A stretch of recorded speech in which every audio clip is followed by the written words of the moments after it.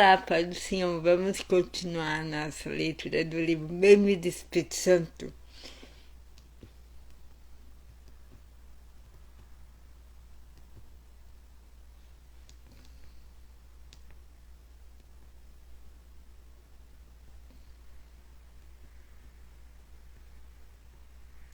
Barreiras para a bênção. Ao longo dos anos tenho sentido o Espírito do Senhor operando em minha vida, conduzindo, moldando e até me condenando.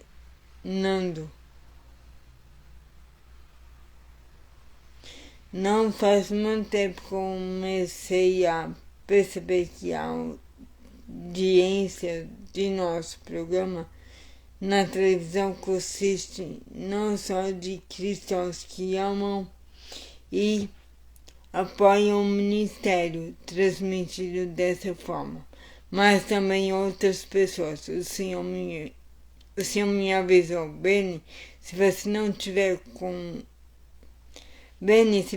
tiver cuidado, acabará ofendendo algumas dessas pessoas por toda a eternidade. Eu também sabia que algum dia eu permaneceria diante de Deus para ser julgado por minhas ações.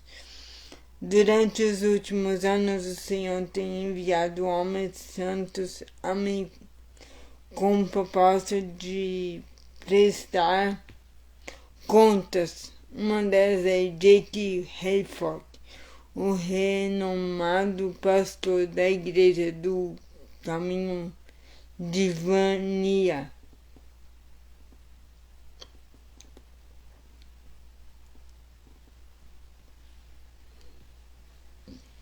Durante os últimos anos, o Senhor tem enviado homens santos a mim com o propósito de prestar contas. Um deles é Jake Hayford, o renomado pastor da Igreja do Caminho de Van Nuys, da Califórnia. Como um pai, o pastor Hayford disse para mim, bem, nós sempre soubemos que o toque de Deus estava em sua vida. Ninguém jamais questionou isso, mas você tem se empenhado em algumas distrações que fazem com que nós perguntemos. Será que Benny Hinn sabe o que está fazendo? Em relação a esses assuntos, o Senhor vinha trabalhando comigo durante 2 anos.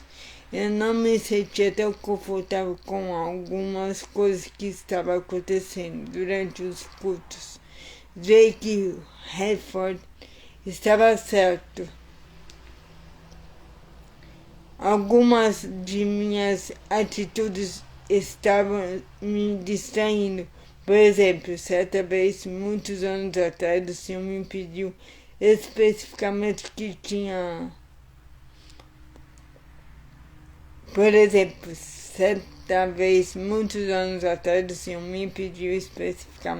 que tirasse o casaco que eu vestia e o colocasse sobre uma pessoa que havia subido ao palco para orar. Para ser sincero, quando o Senhor pediu que eu fizesse aquilo, relutei para aceitar, o que me deu confirmação do que aquilo era mesmo que Ele queria que eu fizesse. Foram os números relatos nas Escrituras que tratam do Senhor fazendo coisas que para nós pareciam bastante extraordinárias. Por exemplo, Elias usou seu manto para operar um milagre. Elias tirou o manto, enrolou e com ele bateu nas águas. As águas se dividiram e os dois atravessaram a seco. 2 Reis, capítulo 2, versículo 8. O Senhor chegou até a operar um milagre por meio dos ossos de Eliseu. Certa vez, enquanto alguns israelitas sepultavam um homem, viram de repente uma dessas tropas Então jogaram o corpo do homem no túmulo de Eliseu e fugiram. Assim que o cadáver encostou nos ossos de Eliseu, o homem voltou à vida e se levantou. 2 Reis, capítulo 13, versículo 21. Na verdade, tudo o que alguém precisava fazer era tocar a borda das vestes do Salvador para ser curado. Na verdade, tudo o que alguém precisava fazer era tocar na borda das vestes do Salvador para ser curado. E aonde quer que ele fosse, povoados, cidades ou campos, levava os doentes para as praças. Suplicavam-lhe que pudessem pelo menos tocar na borda do seu manto, e todos que nele tocavam eram curados. Marcos capítulo 6, versículo 56.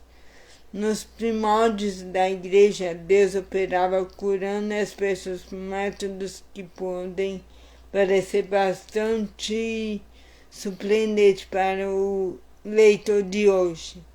Deus fazia milagres extraordinários por meio de Paulo, de modo que até lenços e aventais que Paulo usava eram levados e colocados sobre os enfermos.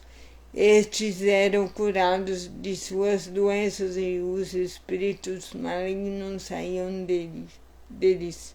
Atos dos Apóstolos, capítulo 19, versículos 11 e 12. Esses milagres, em vez de distraírem, resultavam em grande confiança no Senhor e em seu poder, de modo que o povo também levava os doentes às ruas e os colocava em camas e macas, para que pelo menos a sombra de Pedro se projetasse sobre alguns enquanto ele passava. Atos dos Apóstolos, capítulo 5, versículo 15. Depois de refletir sobre todas essas coisas, segui a orientação do Senhor, e como era de se esperar, ele se moveu com enorme poder naquele culto.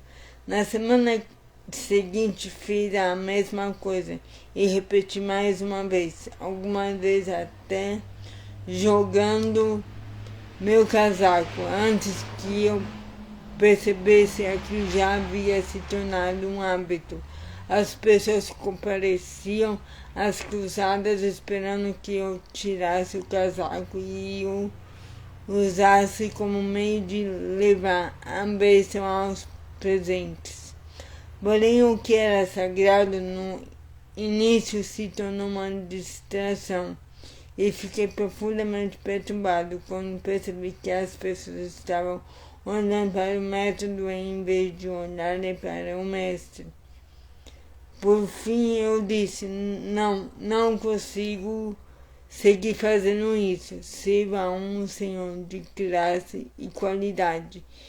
Essa não é uma maneira digna de apresentá-lo. Hoje em nossos cultos o poder do Espírito Santo não diminui nem um pouco. Na verdade, ele se tornou ainda mais poderoso. Eu percebi que apenas porque o Senhor nos leva a fazer algo em algum momento, não significa que devemos fazer desse modo o tema central da vida ou do ministério. Quando o Senhor Jesus estava prestes a orar por um homem que não enxergava, ele cuspiu no chão, misturou terra com saliva e aplicou-a aos olhos do homem. João capítulo 9, versículo 6. Isso significa que devemos fundar um ministério. Isso significa que devemos fundar um ministério da Lama S.A. e percorrer o mundo esfregando lama no rosto das pessoas. Não. Precisamos ser sensíveis ao Espírito Santo e fazer aquilo que ele orienta. Uma bênção genuína não tem preço. Quando ela está presente, há uma beleza. a vida das pessoas é tocada e transformada. Não me entenda errado, se o Espírito Santo me levar a fazer algo, ainda que seja incomum, sempre responderei às orientações dele. Então é isso a letra de hoje. Tenha um excelente dia abençoado e que Deus abençoe sua vida. Em nome de Jesus. Amém.